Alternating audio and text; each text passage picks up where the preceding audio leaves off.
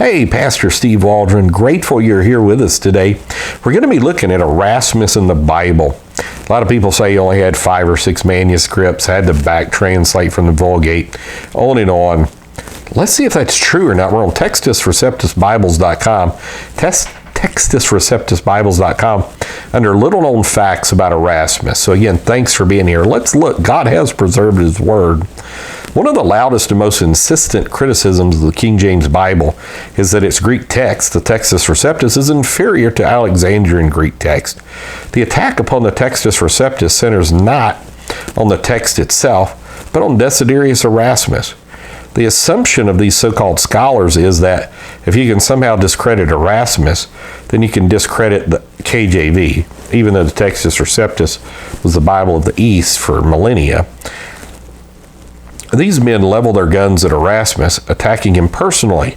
Then they sit back in smug satisfaction and imagining they have accomplished their goal. So here's some Erasmus facts. We'll see if did he really know the Bible.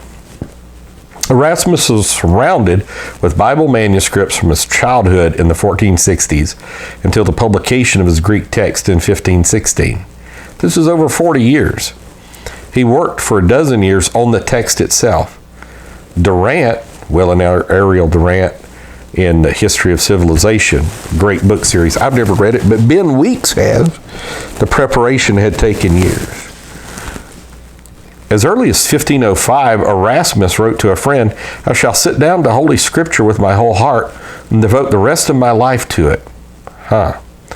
All these 3 years I have been working entirely at Greek and have not been playing with it. And this is Freud, F-R-O-U-D-E, The Life and Letters, page 87. He began working directly on the text much before 1507. Freud wrote that years before the text appeared, it was being prepared. He had been at work over the Greek manuscripts for many years. The work was approaching completion. That's Freud, The Life and Letters, page 93. Frederick Nolan got a good book out from 1815, writing in 1815, states, in addition to the manuscripts which Erasmus owned or had seen himself, he gathered readings from the whole of Europe through his broad friendships. He noted, "I have a room full of letters from men of learning." We find by the dates of his letters that he was corresponding at length and elaborately with the learned men of his time on technical points of scholarship and biblical criticism.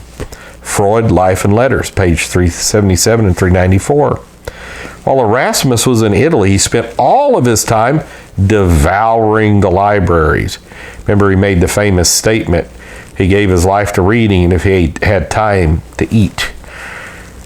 So devouring the library states, and this is Will Durant, comparing 2 codices for the more correct reading of some intricate passage was his passion.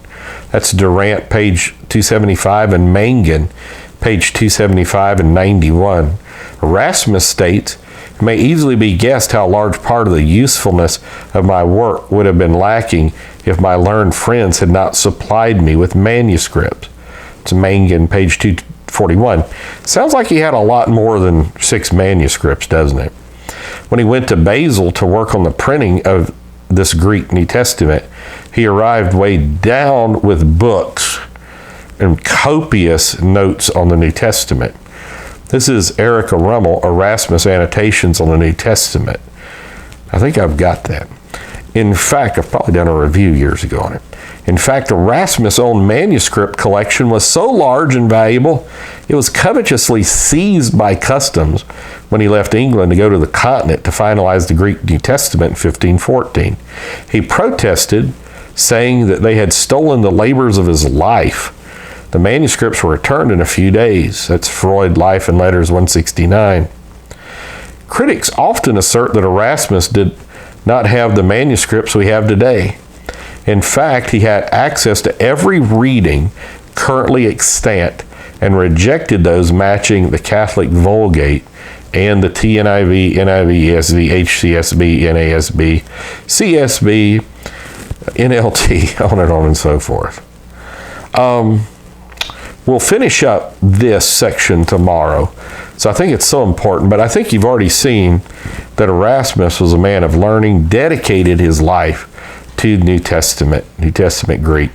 making sure that we had a Bible that we could translate into English. God bless you. Thanks for being here. Bye-bye.